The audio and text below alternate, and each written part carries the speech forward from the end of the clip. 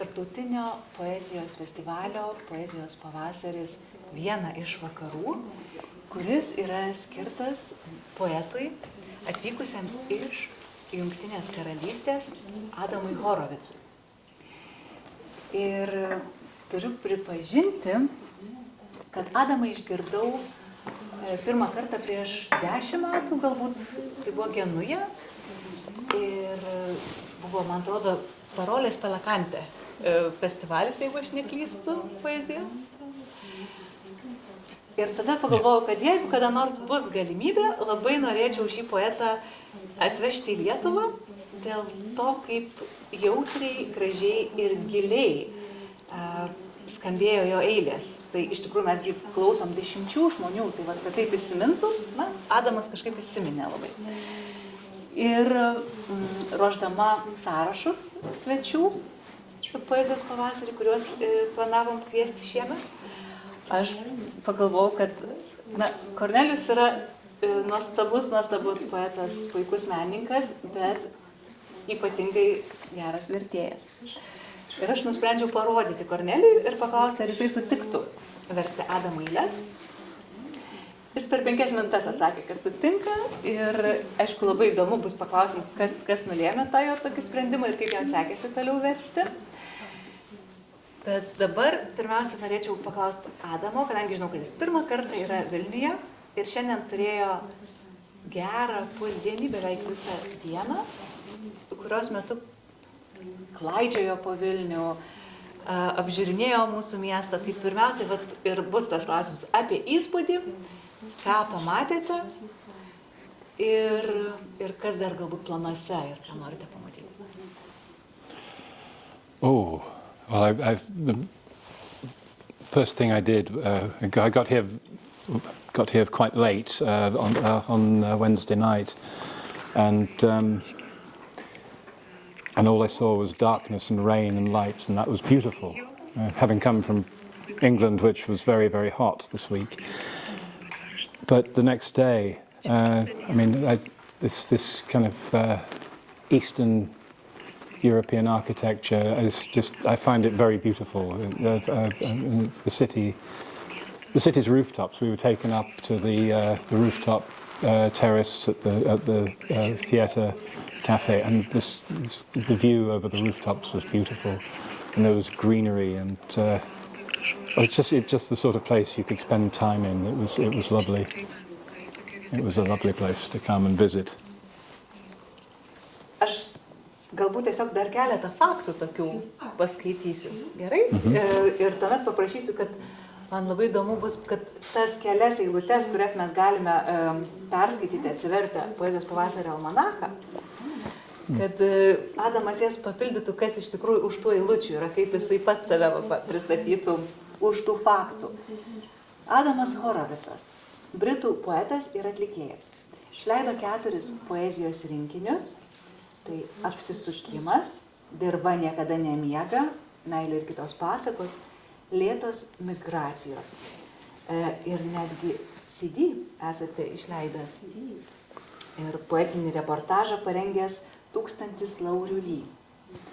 Ir vienas eilėraštis panaudotas Cerys Mathews Hidden Orchestra albume We Come from the Sun.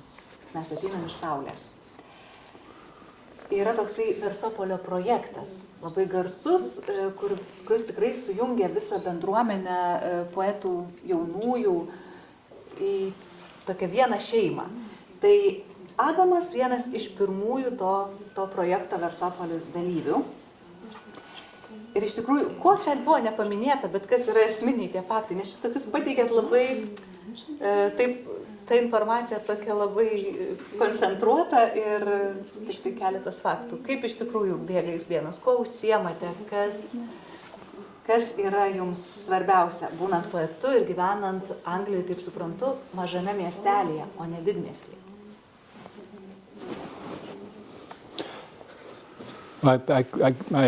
We moved to a small town when I was very, very small. My parents, both of whom were poets.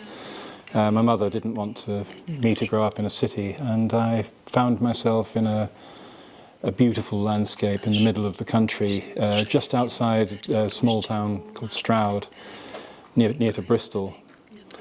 And it was very famous. It was made famous by a poet and novelist called Laurie Lee, the book called Cider with Rosie, which extolled the virtues of growing up in the middle of nowhere in the 1920s. And I kind of fell in love with the landscape and never really wanted to go back to a city. So I love visiting cities. As I say, I come here, this architecture is really appealing, but it's the green spaces in amongst it that excite me most. I love that ability to just disappear into landscapes, and cities are glorious places to visit and to run around in and then go and hide from a little bit.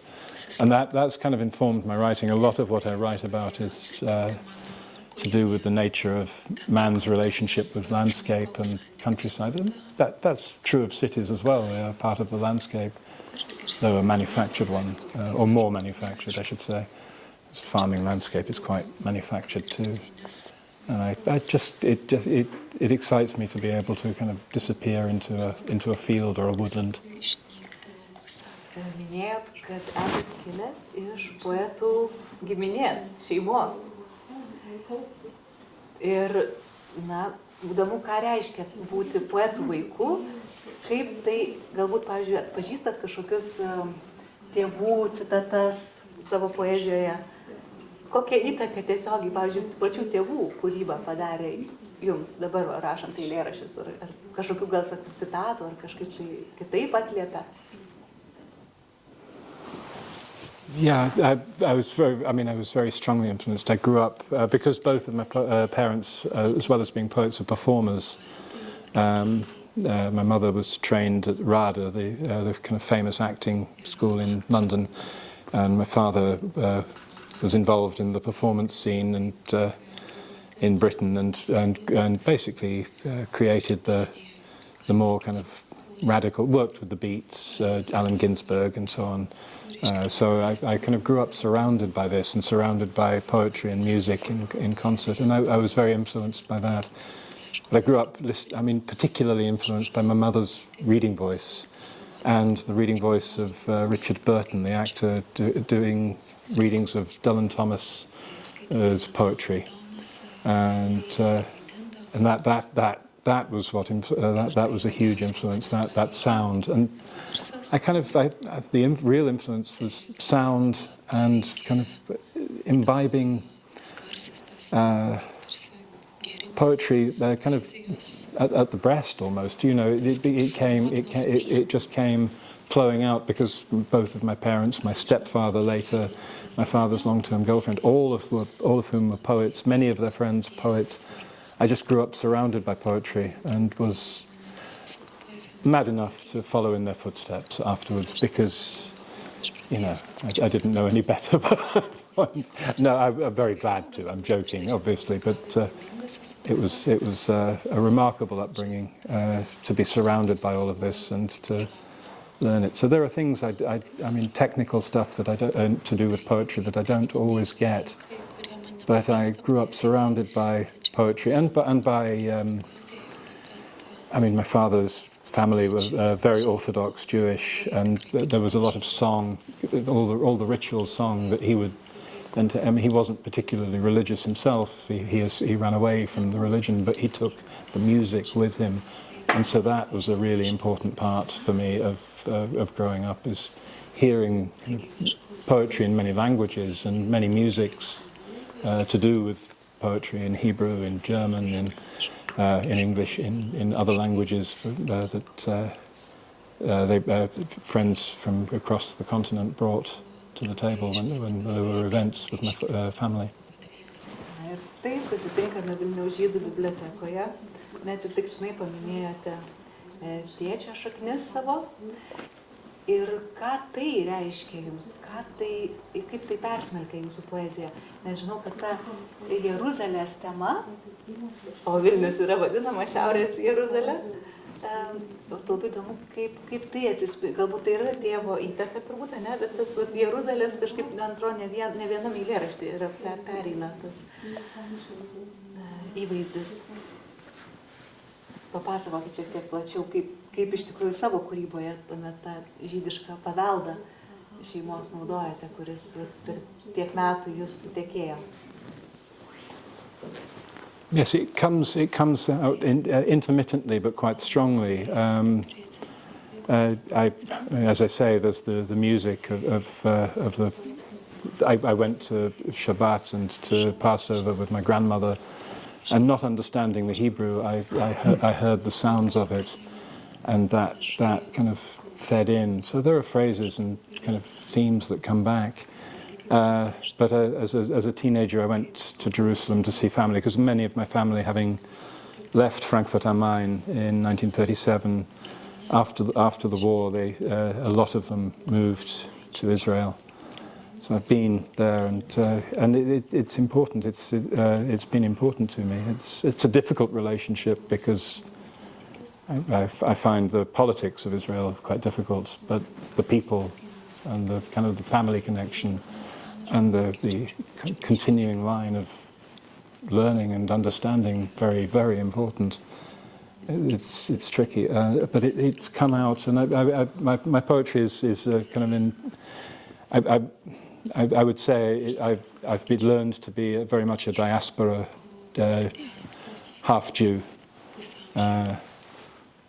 from it and from the music, and kind of followed by klezmer and all of this. It's just it kind of wells up. There's in Spanish there's the idea of duende, in which a flamenco dancer, when they dance, something rises up from the ground through their feet up through them, and that's how the Jewish heritage feels, because I'm a little. It's part of me, but it's kind of a part that rises up from somewhere else and comes out as an expression. And the more I learn, the more I kind of begin to understand it. But it's, it's good to come to places that, as you say, Vilniaus was the Jerusalem of the North, and there are so many. I mean, the history of my family. We've got a family tree that goes back to the 13th century, and it's pan-European family in Spain who came east, family from Hungary, poets, rabbis. There's this kind of rich seam of stuff, and kind of having been part of Vesopolis and gone to many festivals and come here, it's hugely important to have those kind of resonances, those risings up through the earth of Jewish thought, Jewish memory, going to the old cemetery that has been reformed out of stones that were taken away in the Soviet era. It's kind of extremely moving, and there's a real kind of connection, a metaphysical sort of music in the head. Maybe you'll write some poems here in Vilnius. I've already started taking notes. Oh, great. We'll wait forward to read them. And maybe someday Kornelijus will translate them. Yes. Tai norėčiau paklausti dabar Kornelijaus. Patį pirmą įspūdį, kokį paliko Adamo eilės, ir ar tas įspūdis paskui kito, kai teko gilintis, versti toliau almanachui? Na, čia Adamas minėjo, kad jam padaro įspūdį pati kalbos muzika, tai aš to pasigirti negalėčiau. Man pirmiausia poezija ateina per prasmes. Ir aš iš karto turiu šiokią tokią vertimo patirtį ir matau, ar tas žmogus, šiaip tik tai dėlioja žodžius, ar jis tą daro brandžiai ir kokybiškai. Tai perskaitęs Adamo eilėraščius, aš iškart supratau, kad jis yra tas masterclass poetas, kuris kalba iš esmės apie daiktus, o ne bando kažkokias atsitiktinės prasmes pagauti skrajojančias ore ir dar klausosi, kas dabar yra, apie ką kalbama, kas yra ant bangos. Tai pajutau, kad tai tikras poetas ir manęs dažnai prašo, ką nors išversti, tai aš visada bandau apsisaugot nuo tos vadinamos europoezijos, kuri gal ir yra tokia, sofistikuota, bet iš esmės nereikšminga. O štai Adamo poezija yra reikšminga iš esmės ir dėl to labai buvo lengva apsispręsti įversti. Ir tas įspūdis, žodžiu, jis nepakito, nes, sakau, atsakymas atskriejo labai greitai ir aš pasidžiaugiau. Tai aš perskaičiau ir iškart matau, kaip jis gali pakeisti. Ar buvo koks nors verčiant, kabliukas, kur atrodo, kaip čia dabar išspręsti, kokia nors vieta, kebli, ar atsimenat kokią nors tokią? Tiksliai neatsimenu, bet tokių dalykų visada būna, visada kyla tokių, vis tiek reikia ne tik išversti prasmes kaip pažodžiui, bet reikia padaryti, kad visą tai skambėtų kaip poezija. Tai tenka ir nutolti nuo tos pažodinės prasmės ir bandyti kitais būdais ją perteikti. Tai čia toks kasdienis darbas. Tai bandžiau tą padaryti. Noriu pasakyti, kad nėra tobulų vertimų. Negali būti tobulų vertimų. Tai mano vertimai turbūt irgi turi tam tikrų netobulumų, bet ką padaryti? Bet jie puikus, tikrai puikiai pavyko. Aš jau vakar mėgavausi klausydama jūsų abiejų dueto. Ir man atrodo, kad nebeverta daug žodžiauti. Galbūt mes iš tikrųjų susirinkom klausytis poezijos ir tuomet pirmiausia kviečiu, nežinau, kaip nuspręsite. Ar pirmiausia Adamas skaitys anglų kalbą, kaip jūs nuspręsite, taip ir lauksim. Labai norisi išgirsti jūs šį vakarą. Pirmą anglų. Moteris siūlo pirmą anglų, publika. Sorry, I was taking, what was the... So who would like to first read the poetry in English or? I think start with English, if that's all right. O Judita vers.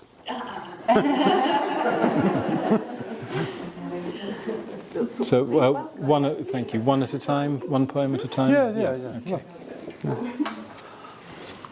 Thank you.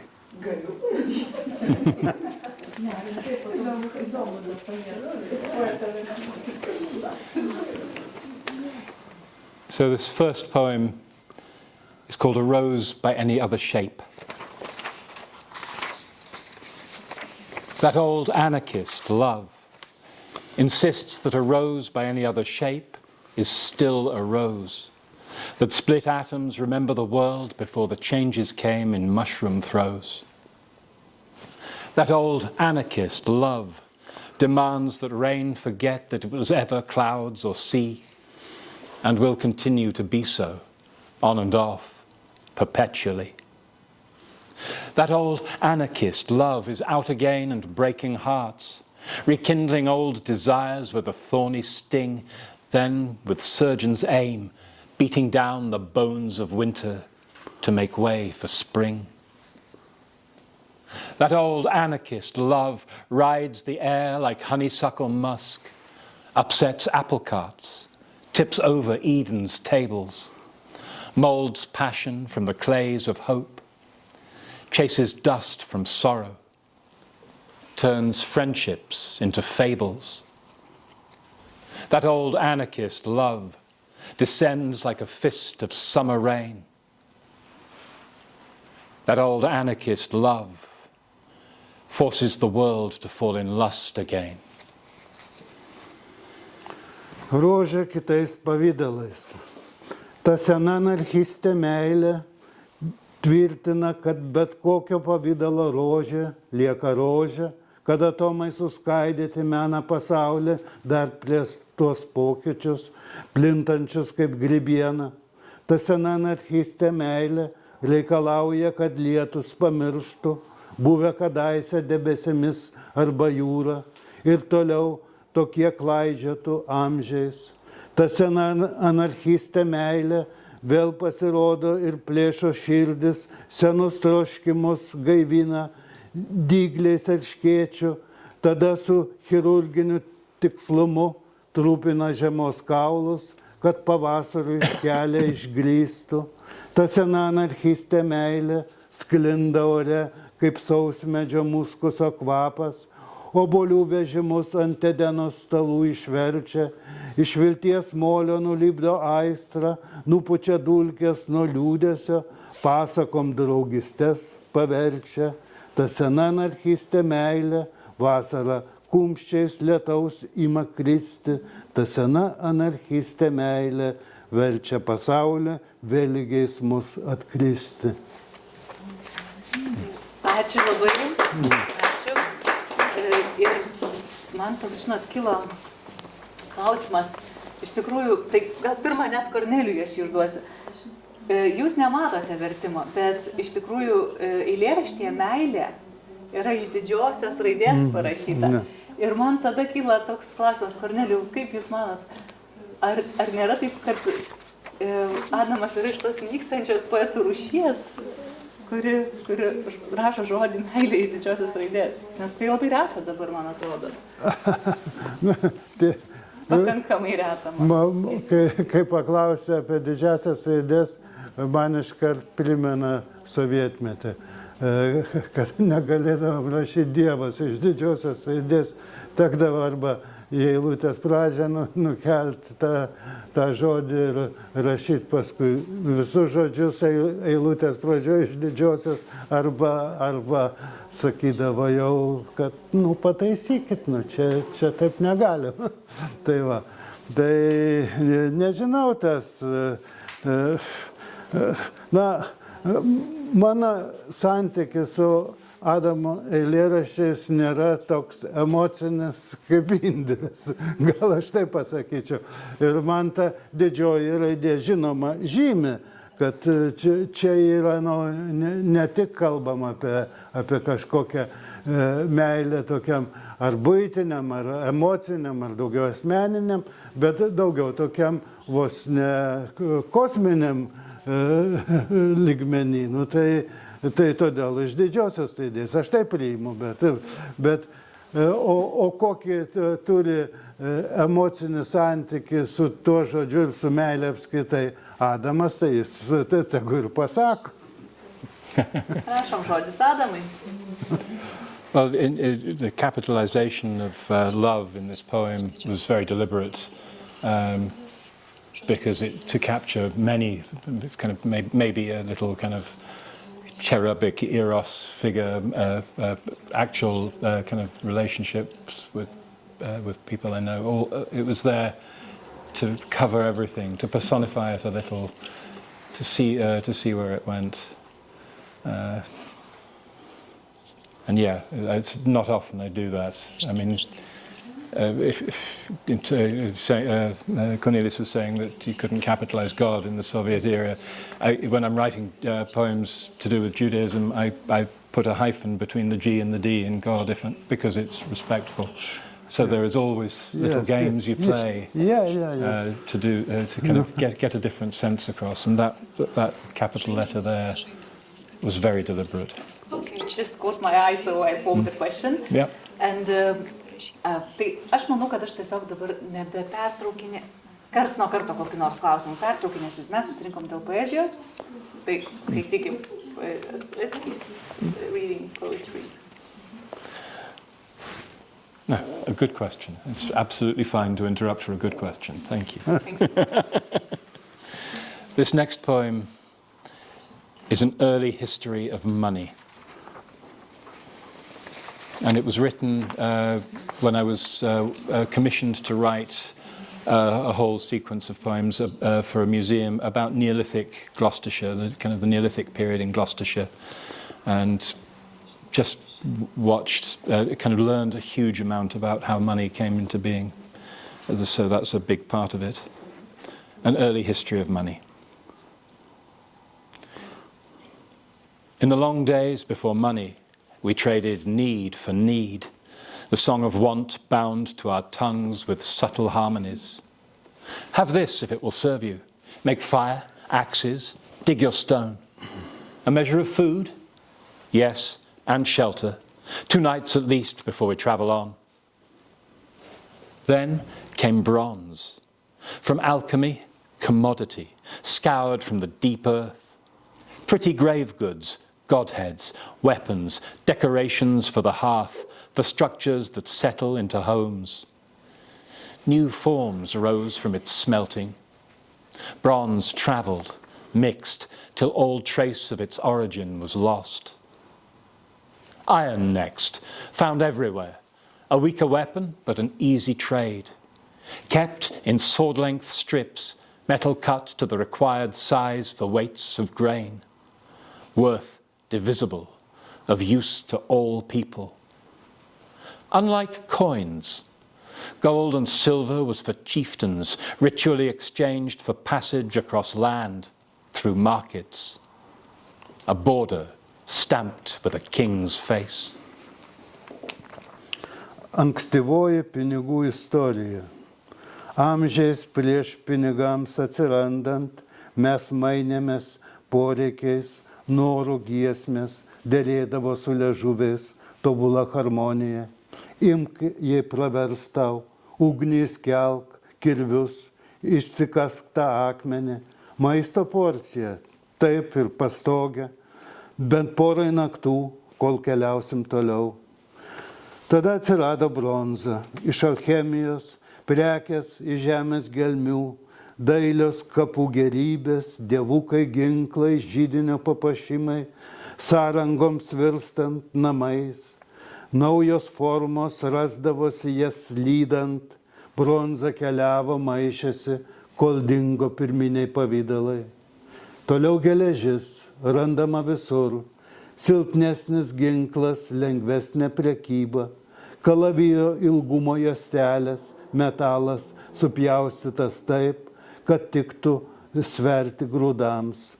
Nauda padalijama visiems žmonėms, kitaip nei monetos, auksas, sidabras buvo skirtas vadams, rituališkai keičiami už kelionę žeme bei rinkomis, siena užantspauduota karaliaus veidu.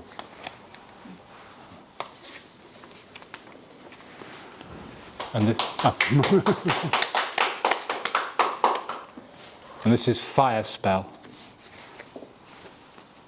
Struck a match on my skin to see if flame could be made to crawl out across these calluses into the collapsing dark.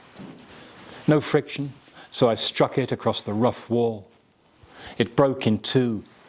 I pulled out another match, cupped it, hands shaking, held it to my mouth. Breathed a spell onto the tiny mound of chemicals, the fragile wood. Now flame spills from my fingers, sings with my tongue.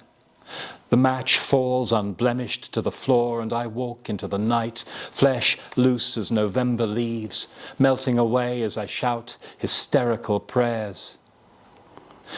In the spring, you will discover me in rich patches of overnourished grass on a long lane, leading to places you will never find. Light a fire there. Prepare yourselves a feast. Ugnies burtažodis. Brūkštelėjau degtuką į savo odą, į dantį švyščiau, ar liepsna išropos pro jo surambėjimus, į griūvančią tamsą, jokios trinties, todėl jį brūkštelėjau į šiurkščią sieną, jis lūžo pusiau, įsitraukiau kitą degtuką, apgaubiau jį delnais, kurie drebėjo, prisikišau jį prie burnos, kvėptelėjau burtažodį į mažutį cheminių medžiagų gumulėlį, trapią medieną ir liepsna jau plūsta iš mano pirštų, dainuodama mano liežuviu. Degtukas krinta, nepažeistas ant grindų, ir aš išeinu į naktį, kūnas laisvas kaip lapkričio lapai, tirpstantis, kai rėkiu isteriškas maldas, Pavasarį rasit mane vešliuose, peraugosios žolės lopenėliuose, ilgoje alėjoje, vedančioje į vietas, kurių niekada nerastumėte. Ten įžiebkite ugnį, pasiruoškite šventei.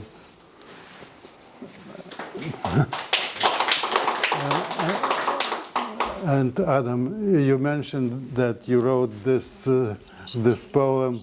You wrote this poem when it was COVID. Yes. COVID, yes. Yes, and as I said, I live in a very remote valley, or I lived in a very remote valley, and had very few neighbours. And during COVID, strange things happened, and that poem is what came from it. I survived. I'm here to tell the tale. So the next poem is Fire Voices. What is religion? A shared dream of landscape fenced with simple rules by which to live a life of listening for the quivering fire voice of hope, some spark of kindness in the desert's inward creep. Does it still the hand that wields a knife? No, not always, but it is built to do so. At least until some chancer learns how easy it can be to throw their voice into the fire. Thereafter, watch the fences burn, and as they burn, watch how the gentler truths they held mutate into a cancer rush of fright. How people begin listening to any siren song that panders to their fears in a flame that someone else has set. New fences, 10 feet tall and charged with panic by the lightning bolt, will soon spring up, and then there's nothing left except to be livestock in someone else's bonfire, screamed at till you cannot wake, until all that's left of thought is the desire to fight. What is faith? The tending of empty places where structures fail to find a foothold. The act of reaching out for a quivering fire voice of hope, some spark of kindness in the desert's inward creep. Ugniabalsiai. Kas ta religija? Bendras kraštovaizdžio sapnas, aptvertas paprastomis taisyklėmis, gyvenant pagal kurias galima išgirsti virpantį vilties ugniabalsį, kažkokią gerumą kibirkštį, slenkančią dykumą. Ar jis sulaiko ranką, laikančią peilį? Ne, ne visada, nors ir tam sutverta. Bent jau tol, kol koks nors prašalaitis suvoks, kaip lengva savo balsą įmesti į ugnį ir stebėti, kaip dega tvoros, joms liepsnojant stebėti, kaip švelnesnės jų saugotos tiesos mutuoja ir įplintanti baimės vėžį. Kaip žmonės ima klausytis bet kokios sirenos giesmės, jų baimės pakurstančios, liepsnoje, kurią uždegė kažkas kita, naujos tvoros, 3 metrų aukščio įkrautos panika, sukelta žaibo smūgio, netrukus išauks ir tada nebeliks nieko kito, kaip tik tapti galvijais kieno nors kito lauže, kurie mūkia, kol tu negali pabusti, kol visa, kas lieka dar mintyse, tai troškimas kovoti. Kas tas tikėjimas? Tuščių vietų, kur sąrangos atramos neberanda priežiūra, kur sąrangos atramos neberanda priežiūra, veiksmas, kuriuo dar ieškoma virpančio vilties ugniabalsio, kokios nors gerumo kibirkštėlės slenkančios dykumą.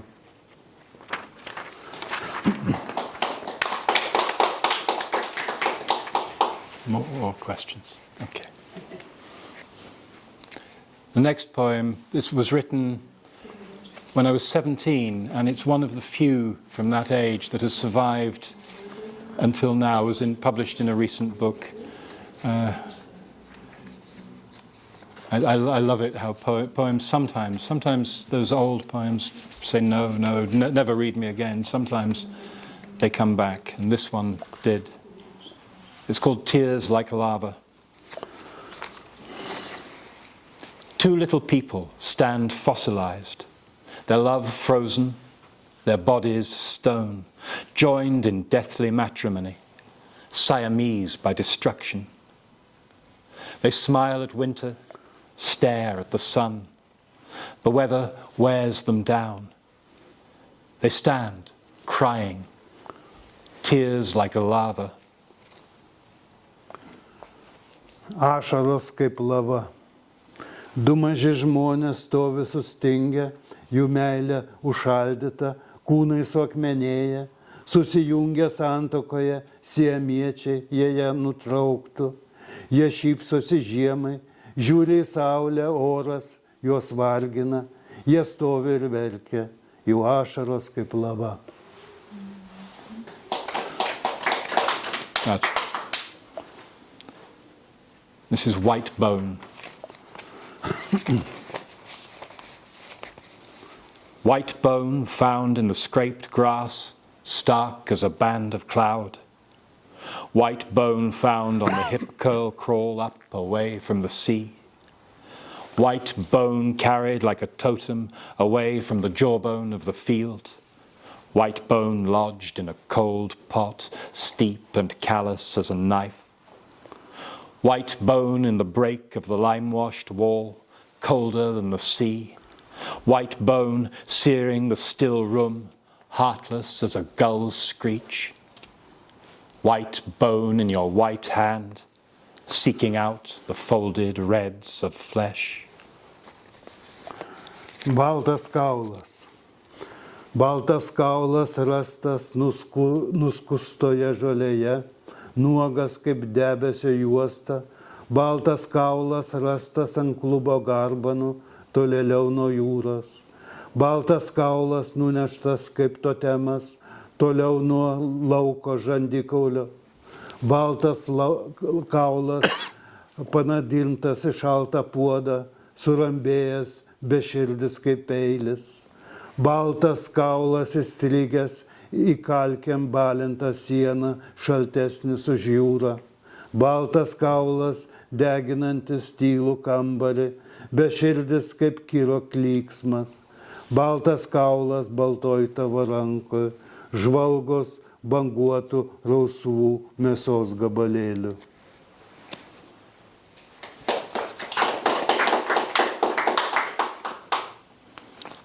This next poem was written, a book, my second book was written as a commission going to farms around Great Britain. And I stayed on 6 farms in the end, writing about natural ways of farming and without pesticides, without antibiotics for the animals, on pasture land. And this poem was written, I was commissioned also to be at a farming conference. And I turned up in the morning of the first day thinking I'd have all day to write a poem for this commission. They said, oh, you'll be on stage in 3 hours. I hope you've got the poem ready. So this poem was written in 3 hours and it became the title poem of the book. And I stole a lot of phrases from farmers in this. And that worked throughout the rest of the commission. So I wove the voices of the farmers into the poetry. This is The Soil Never Sleeps. The soil never sleeps. In its voids, gas and waters gather, waiting for thirsty roots to crawl down motorway tunnels dug by worms, for the spade, the plough, the massage press of hooves, for the rain to run through its seams and seeds to push up to the light. The soil never sleeps. It banks lives in its soufflé stomach, connects them to everything.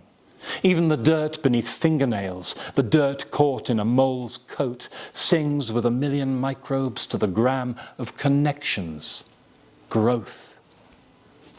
The soil never sleeps, never slips into ideology or nostalgia.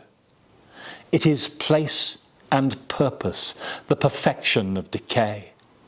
a story that shifts from mouth to mouth, a crucible for rebirth, a rooftop on another world. Dirva niekada nemiega. Dirva niekada nemiega, jos tuštymėse kaupiasi dujos ir vandenis, laukiantis, kol ištroškusios šaknis sulys į sliekų iškastų magistralių tunelius, kastuvais, plūgais, masažuojančiomis kanopomis, kad lietus sunktųsi per siūles ir brautųsi sėklos į šviesą. Dirva niekada nemiega, ji kaupia gyvybės savo alsuojančiam skrandį, jungia ją su viskuo, net su panagių nešvarumais, purvu, kurmio kailį, dainuoja su milijonais mikrobų grame, sąryšių ir augimo. Dirva niekada nemiega, jai nerūpi ideologijos nei nostalgija. Jos vieta ir tikslas tobulas buvimas, istorija perdodama iš lūpų į lūpas, atgimimo tiglis, kito pasaulio stogas. Ačiū labai. Aš matau, kad mums yra likęs vienas eilėraštis išverstas į lietuvių kalbą ir publikuotas Poezijos pavasario almanache. Tai kad ir kaip būtų sunku poeziją perkirpti klausimais, prozą, man norėtųsi dar porą dalykų pasiteirauti Adamo. Kaip jūs pats save vertinate bendram kontekste Jungtinės karalystės poetų, jūsų kolegų poetų? Ar yra kažkokios kryptys vyraujančios, ar kažkuriai iš jų save priskirtumėte?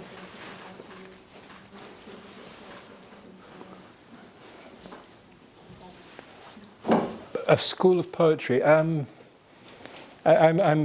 in a way a little old-fashioned. My guiding stars are people like Seamus Heaney and Ted Hughes. And kind of landscape poets. And the current trend is quite towards prose poetry and towards more urban things than I'm. So I'm kind of on the fringes. But then I live out of the centre, and I like being part of. I mean, okay, yes, I've been on kind of an album from Decca Records, but that's because it just happened to kind of be in the right place at the right time when Cerys Mathews came down to.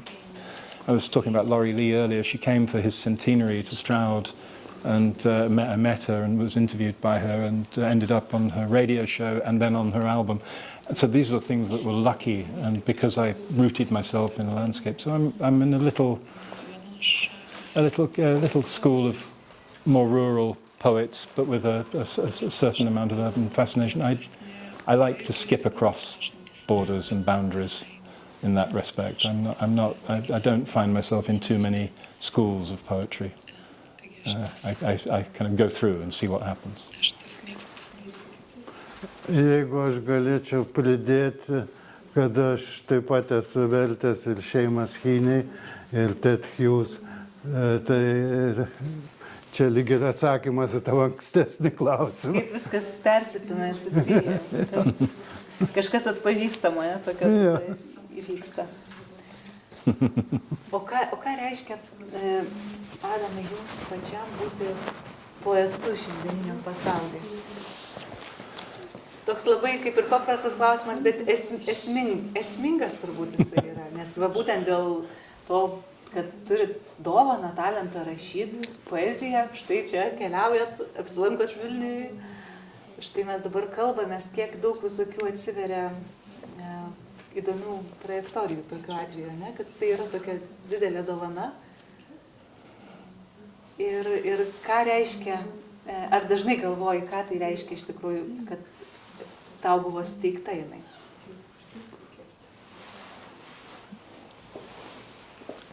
I received the gift of poetry from my parents in many ways, kind of, as I said earlier, hearing the sounds and so on. But it's been it's been a long working towards, because both of my parents are poets. I waited until I was 40 before I published a full collection, just like Frida Hughes, Ted Hughes' daughter did. I waited, I'm not comparing myself to, or them to, it's a different thing, but I allowed myself time to work at it and to really hone it. And to be a poet,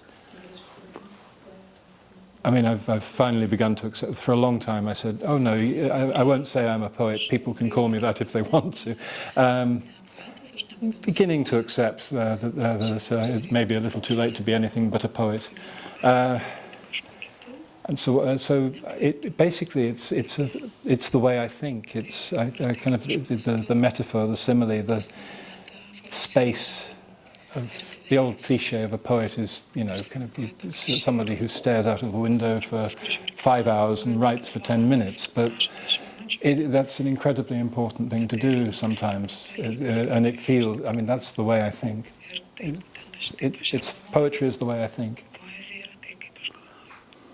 Ačiū labai, ačiū už tokį. Gal galima paklausti, ar inspiruoja kažkokie kiti menai, ar tik tai gamta, kas dar jo gyvenime yra labai svarbu, ką mėgsta, ką daro. Gal taip? Music is very important. And I've worked with musicians as well, and art, I mean, a lot of impressionist and abstract art. I mean, one of the most amazing things going to Israel when I was a teenager was discovering the stained glass windows by Marc Chagall in Jerusalem, and just seeing the light come through these. I mean, I've loved his art from a childhood.